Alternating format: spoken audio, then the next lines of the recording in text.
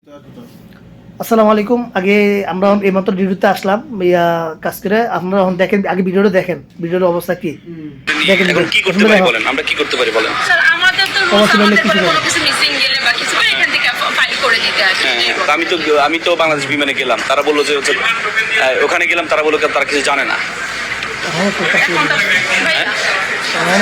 থেকে তো বলতেছে এটার নাকি ফাইল অস্ট্রেলিয়া নাগরিক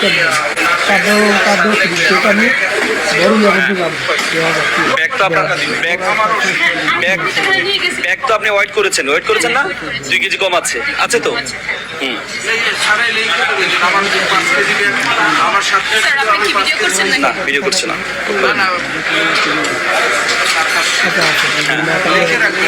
কোম্পানি টাকা দেবে, আপনার আমার তো সমস্যা নেই। কমপ্লেন রাখবেন অবশ্যই। এখানে আমরা 7 কেজি লেখা আছে, স্যার পাইছে 5 কেজি। 5 কেজি সে কোম্পানি লিখিত নেই বুঝলো, 5 কেজি যে পাইছো যেটা লিখিত নেই ওদের কাছে, এটা এই কমপ্লেন নেয়নি নাই। ওনারা করেন আমাকে তো বলবেন, আপনি আচ্ছা। দেবেন না। তারপরে আবার জি, আসসালামু আলাইকুম। আমি ইন্দোনেশিয়া থেকে আজকে থাই এয়ারলাইন্সের ফ্লাইটে আসলাম। আমার 2টি ব্যাগ ছিল, একটা ছিল হাতে ছিল আর একটা বেল্টে ছিল। এই বেল্টের ব্যাগটা একটু যদি আমি একটু দেখাই, আমাদের নতুন বাংলাদেশ, আমরা স্বপ্ন দেখেছিলাম যে আসলে বাংলাদেশটা পরিবর্তন হয়েছে। আসলে কতটুকু পরিবর্তন হয়েছে সেটার প্রমাণ সেটা হচ্ছে, দেখেন আমার ব্যাগটা পুরো খোলা হয়েছে, পুরো ব্যাগ খোলা হয়েছে। খুলে আমার ব্যাগে সকল মালামালগুলো নেওয়া হয়েছে। পারফিউম ছিল, দামি দামি যতগুলো মালামাল ছিল প্রত্যেকটা মালামাল খুলে নিয়ে গিয়েছে। আমি থাই এয়ারলাইন্সকে কমপ্লেন করলাম, তারা বলল যে হচ্ছে এই বাংলাদেশ বিমানে নিয়ে গেল আমাকে। সেখানে তারা বললো এটা থাই এয়ারলাইন্সের বিষয়। থাই এয়ারলাইন্স বললো যে এটা বিমানবন্দরের বিষয়।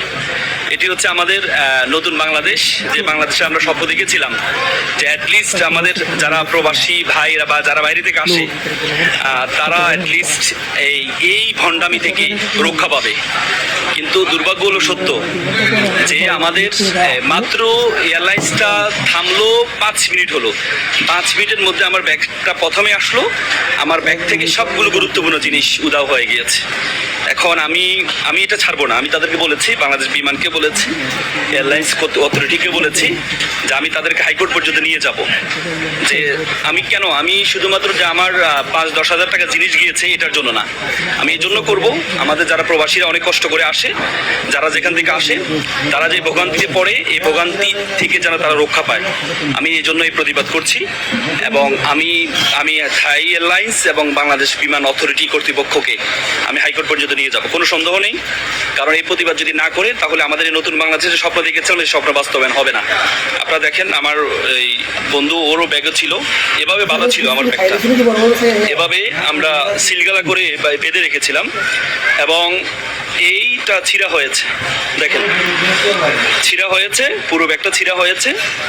এবং আমার এখানে যে ওয়েট ছিল, তারা বললো যে হচ্ছে এখানে ওয়েটটা লেখা থাকে, ট্যাগের মধ্যে ওয়েটটা লেখা থাকে, ট্যাগের ওয়েট এবং হচ্ছে পরবর্তী তারা এয়ারলাইন্সে গিয়ে মাপলো, মাপার পরে আমার এখানে ওয়েট পায় 3 কেজি ওয়েট কম। তার মানে এটা প্রমাণিত যে ব্যাগ থেকে মালামাল সরানো হয়েছে, সব কিছু ছিঁড়ে মালামাল সরানো হয়েছে। এ যদি আমাদের নতুন বাংলাদেশের অবস্থা হয় তাহলে আসলে আলটিমেটলি আমরা হয়তো অনেক ভুলই বলছি, আমরা অনেক কিছু বলছি যে আমাদের এয়ারপোর্টের ভাষা পরিবর্তন হয়েছে, আমাদের এয়ারলাইন্সের পরিবেশ পরিবর্তন। হয়তো তারা আমাকে সুপ্রিম কোর্টের লয়ার হিসেবে তারা আমাকে সম্মান করছে, আমাকে কফিয়ত দিচ্ছে, বিভিন্ন কফিয়ত তারা দিচ্ছে, কিন্তু সাধারণ মানুষের কোনো ধরনের কফিয়ত দিচ্ছে না। এটা বাংলাদেশ বিমান কর্তৃপক্ষ এবং আমাদের যে বিমান এবং এয়ারলাইন্সগুলো, এটা যদি এখনও যদি কোনো পদক্ষেপ না গ্রহণ করা হয় তাহলে আমি বাংলাদেশের যে প্রবাসী বাংলাদেশিরা আসে, আমার সাথেই আরেকজন অস্ট্রেলিয়া থেকে এসেছেন, তারও সেম, তার একটা ব্যাগ পুরো নিখোঁজ। তাদেরকে যখন অভিযোগ দেওয়া হচ্ছে তারা বললো তারা কিছু প্রসিডিউর মেনটেন করতে বললো, যেমন আমাকে আমার জিনিসপত্রের জন্য আমাকে তাদের হেড অফিসে যেতে হবে, আমাকে কমপ্লেন দিতে হবে, কমপ্লেন দিলে হচ্ছে আবার আমাকে এয়ারপোর্টে আসতে হবে, এয়ারপোর্টে এসে আমাকে আমার জিনিসপত্র তাদের থেকে নিতে হবে। হ্যাঁ, এটি হচ্ছে আমাদের বর্তমান অবস্থা। তাই আমি এটিকে ছাড়বো না। সত্যি কথা, আমি প্রতিবাদী মানুষ, আমি প্রতিবাদ করব। যারা এই কাজটা করেছে, হ্যাঁ, যারা এই কাজটা করেছে, এই কাজটা বন্ধ হওয়া না পর্যন্ত আমি প্রতিবাদ করব। আমি জাস্ট এটি করার মূল উদ্দেশ্য হচ্ছে আমি প্রথমে প্রাথমিকভাবে যে প্রসিডিউর আছে আমি তাদেরকে অভিযোগ দিয়েছি। আমি লাইভে আসার কোনো ইচ্ছা আমার ছিল না। আমি তাদেরকে, আমার বন্ধু বলছে তুমি একটা ভিডিও করো, আমি বললাম না, কোনো প্রয়োজন নেই। তারা যদি সমাধান করতে পারে তাদের কোনো প্রয়োজন নেই।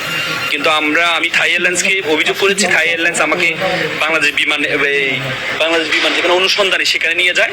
সেখানে নেওয়ার পর তাদেরকে যখন আমি ব্যাখ্যা দিলাম, তারা ওয়েট মাপলো। ওয়েট মাপার পর যখন জানে আমার ওয়েট কম আছে, আমার ব্যাগ খোলা হয়েছে, ছিঁড়া হয়েছে, তখন তারা বললো যে দেখেন এটা আমাদের করার কিছু না, এটা থাই এয়ারলাইন্সে জানে। থাই এয়ারলাইন্স বলে বাংলাদেশ বিমান জানে, বাংলাদেশ বিমান অথরিটি বলে যে থাই এয়ারলাইন্স জানে। এভাবে করে প্রতিদিন হাজার হাজার প্রবাসী এবং আমাদের যারা বিদেশ গমন করে তারা এভাবে ভোগান্তির শিকার হচ্ছে। এটির প্রতিবাদ হওয়া উচিত। এটির যদি প্রতিবাদ না হয় তাহলে আমাদের আসলে আলটিমেটলি যে নতুন স্বাধীনতা, যে পরিবর্তনের কথা আমরা বলছি, সেই পরিবর্তনটা আসলে কোনো পক্ষে এটার যে ফল, সেই ফলটা আমরা পাবো না। এই চোরদেরকে বের করতে হবে, ছোট হোক বড় হোক, এই চোরদেরকে বের করতে হবে। বড় বড় চোরদেরকে আমরা দেশ থেকে বের করেছি, কিন্তু এই ছোট ছোট এই থেকে যদি আমরা বের করতে না পারি, তাহলে একজন বাইরের মানুষ যখন আমার দেশে আসবে তখন আমার দেশের সম্বন্ধে একটা খারাপ ধারণা, একটা বাজে একটা ধারণা নিয়ে তারা যাবে। একজন অস্ট্রেলিয়ান নাগরিককে আমি দেখেছি, তিনি বলেছেন নো নিড টু ব্যাগ, তার ব্যাগের প্রয়োজন নেই, তিনি প্রতিবাদ করছেন। তিনি বলছেন না, আমি ব্যাগের জন্য যদি হেড অফিসে যেতে হয়, ব্যাগের জন্য যদি আপনাদের লিখিত অভিযোগ দিতে হয়, এটার যে সময়, এই সময়ের চেয়ে আমি মিটিং করতে এসেছি, আমি এই সময়ের আমি অনেক কিছু সমাধান করতে পারবো। আমি অনেকগুলোই পৃথিবীর প্রায় 22-23টা দেশের বিমানবন্দর দেখেছি, কোনোদিন এই ভোগান্তির শিকার কখনো হয়নি। আমি নিজে আজকে শিকার হয়েছি, এজন্য আমি প্রতিবাদ করছি। আমার মনে হয় আপনারা এটার প্রতিবাদ হওয়া উচিত এবং এটার একটা সুরা হওয়া উচিত। দেখেন, একটা মানুষ অনেক কষ্ট করে মাল সাবানা নিয়ে যায়, এই যে চুরি হয়, আগে চুরি হয়েছে, হাসিনা সরকার থাকতে চুরি হয়েছে, এখনও চুরি হইতেছে। কী চেঞ্জ হয়েছে? কোনো চেঞ্জ হয় নাই। আপনারা কী করেন না কোনো বুঝি না। বিমানবন্দর যে দায়িত্ব আছে তার কী করেন বুঝি না। প্রবাসীর গাঁও হাত তুলেন, মারেন, চুরি করেন, কথা কইলে বার করে দেন। যদি প্রবাসীরা আবার যদি 71 হয় না, আবার বন্ধ হয়ে টিয়া ভাই, বুঝছেন? ভালো হয়ে যান গা। আসসালামু আলাইকুম।